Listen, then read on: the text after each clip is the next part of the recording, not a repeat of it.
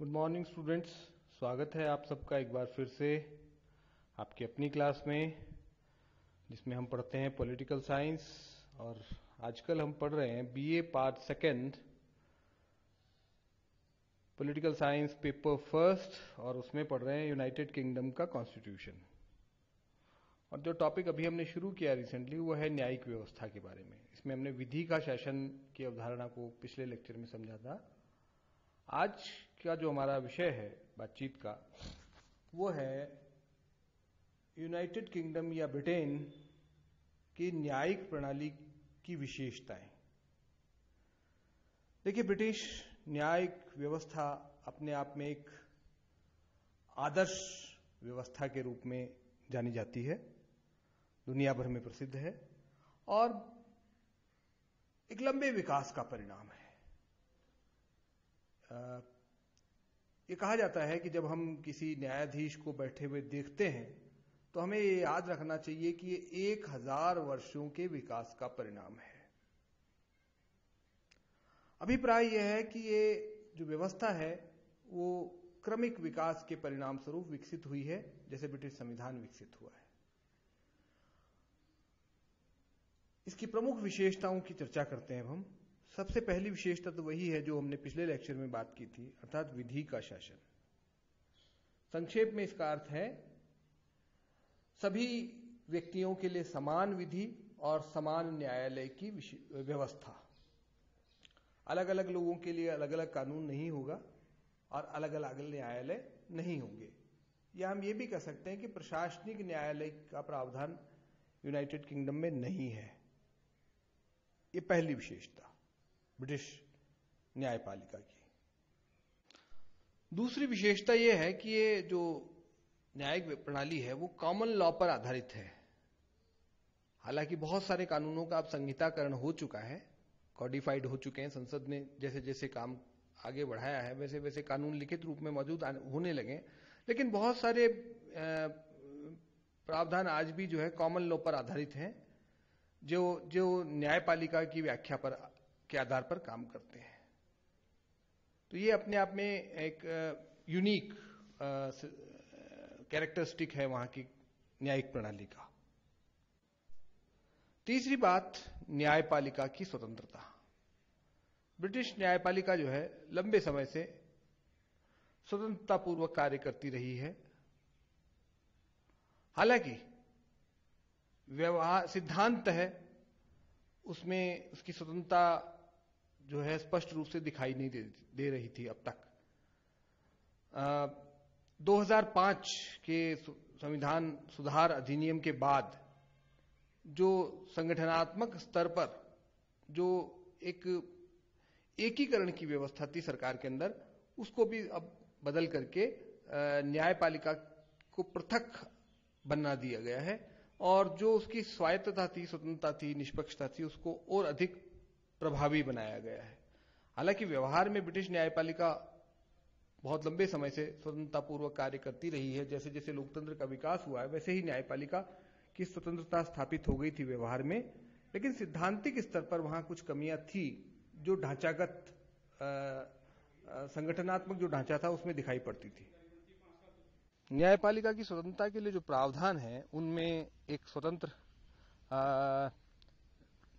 Appointment commission की व्यवस्था, न्यायपालिका के जो वेतन भत्ते जो हैं वो संचित निधि पर भारित होना और न्यायपालिका के काम में सरकार द्वारा हस्तक्षेप न किया जाना आदि कुछ प्रमुख बातें कही जा सकती हैं।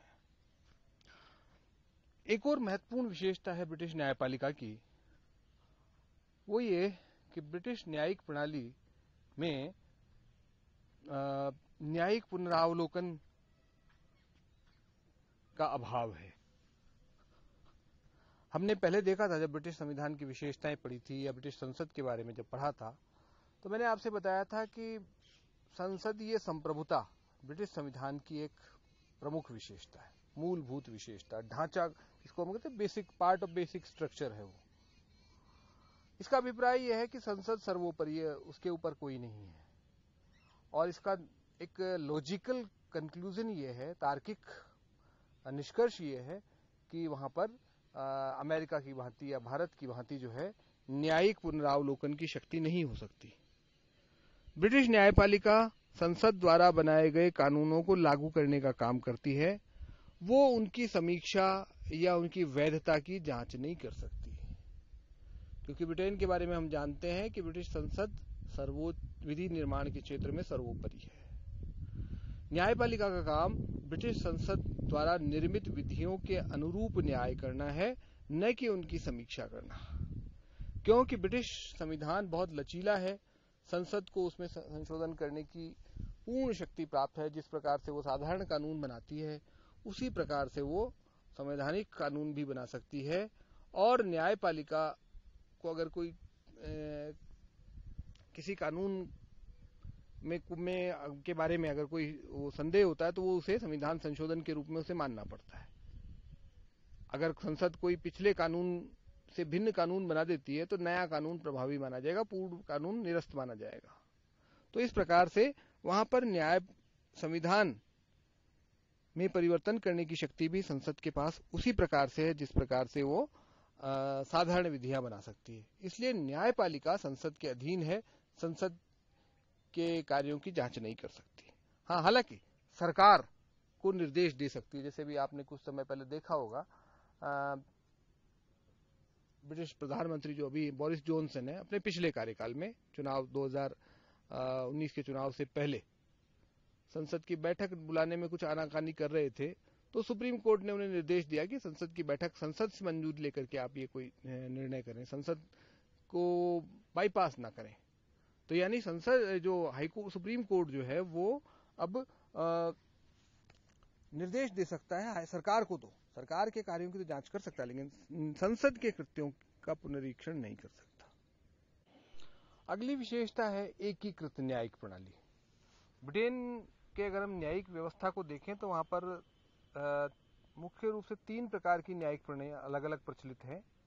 एक इंग्लैंड और वेल्स की न्यायिक प्रणाली है, एक स्कॉटलैंड की और एक उत्तरी आयरलैंड की।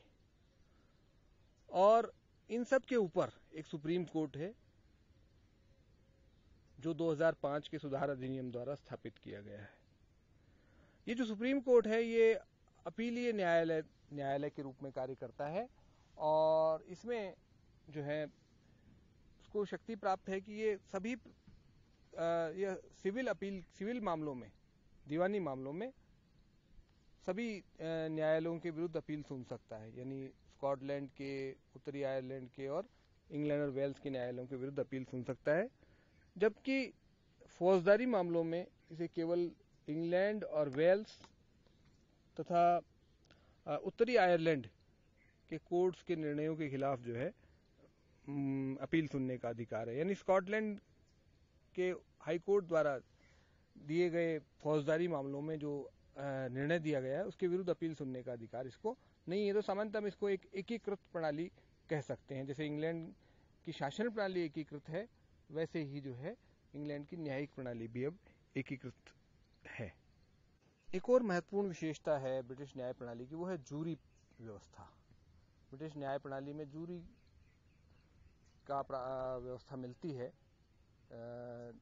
जब ये निचली न्यायालय जो है किसी मुकदमे की सुनवाई करते हैं, खासकर फौजदारी मामलों में ये व्यवस्था होती है। और जूरी का मतलब होता है कि एक 10-12 लोगों की एक समिति होती है, वो न्यायाधीश के सामने जब मुकदमा चल रहा होता है तो वो उस मुकदमे को सुनती है, समझती है और अपनी राय से फिर जो है मुख्य न्यायाधीश को अवगत कराती है। निर्णय तो न्यायाधीश करता है, लेकिन न्यायाधीश निर्णय में जूरी के विचारों को बड़ा महत्व देता है वहां पर। तो ये एक वहां की प्रणाली की व्यवस्था है। एक और महत्वपूर्ण व्यवस्था है वहां पर निःशुल्क कानूनी सहायता। यानी जो लोग सक्षम नहीं है आर्थिक रूप से अपना मुकदमा दायर करने में, उसको लड़ पाने में, तो उनको सहायता की व्यवस्था है वहां पर। और इसके लिए संसद ने बाकायदा एक कानून बनाया है जो 1949 में कानून बनाया था। उस कानून के अनुसार उनको आर्थिक सहायता या कानूनी सहायता प्रदान की जाती है मुकदमे के लिए। नेक्स्ट है ब्रिटिश न्यायपालिका जो है ब्रिटिश नागरिकों के अधिकारों की रक्षा करने वाली संस्था के रूप में उभरी है। अब तो वहां पर एक 2011 में मानवाधिकार कानून बन गया है। बाकी इससे पहले नागरिकों के अधिकारों के संबंध में कोई व्यवस्था ब्रिटेन में नहीं थी, मतलब संसद की तरफ से कोई कानून मौजूद नहीं था। इसके बावजूद वहां ब्रिटेन में नागरिकों को बहुत से अधिकार प्राप्त थे। यानी हम ये नहीं कह सकते कि वहां के नागरिकों को मूल अधिकार प्राप्त नहीं थे। और ये अधिकार किस कारण से प्राप्त थे? स्वतंत्र और निष्पक्ष न्यायपालिका के कारण। न्यायपालिका ने लोगों को ये अधिकार दिए थे। कॉमन लॉ पर आधारित व्यवस्था थी वहां पर। तो ये एक बड़ी महत्वपूर्ण विशेषता है ब्रिटिश न्यायिक प्रणाली की। तो ये कुछ प्रमुख विशेषताएं हैं ब्रिटिश न्यायिक प्रणाली की। इसके अलावा एक और हम कह सकते हैं, इसमें ऐड कर सकते हैं, वो है कि दीवानी और फौजदारी मुकदमों में भिन्न भिन्न प्रक्रिया को अपनाया गया है वहां पर। यानी दो प्रकार के मामले होते हैं। एक तो लोगों के आपसी विवाद जो होते हैं, जिनमें संपत्ति संबंधी विवाद हो सकते हैं, या कॉन्ट्रैक्ट्स, समझौते आदि से संबंधित विवाद हो सकते हैं, वो जो जनता के आपस के विवाद होते हैं। और इसमें जो मुकदमा होता है वो जनता एक दूसरे के विरुद्ध होता है। व्यक्ति के विरुद्ध मुकदमा होता है, या संस्था का व्यक्ति के विरुद्ध होता है। दूसरे होते हैं क्रिमिनल, आपराधिक, जिसमें हत्या वगैरह के जो मुकदमे होते हैं, इस टाइप के अपराध जिसमें होता है, वो उसके लिए जो है वो सरकार की तरफ से वो मुकदमे चलाए जाते हैं। एक पक्ष उसमें सरकार होती है हमेशा, एक पक्ष अपराधी होता है, दूसरे पक्ष सरकार होती है। यानी अगर किसी की भी हत्या होती है, किसी के विरुद्ध हिंसा होती है, तो वो मुकदमा सरकार की ओर से लड़ा जाता है एक तरह से, क्योंकि वो समाज के विरुद्ध अपराध माना जाता है। केवल व्यक्ति के विरुद्ध अपराध नहीं, वो समाज के विरुद्ध अपराध है। भारत में भी इसी प्रणाली को अपनाया गया है। तो ये कुल मिलाकर के प्रमुख विशेषताएं हैं ब्रिटिश न्यायिक प्रणाली की। अगला जो हिस्सा होगा हमारे लेक्चर का, वो होगा नेक्स्ट जो टॉपिक पे हम बात करेंगे, वो होगा ब्रिटिश सुप्रीम कोर्ट के बारे में, जो 2005 के अधिनियम से बनाया गया है। Thank you very much.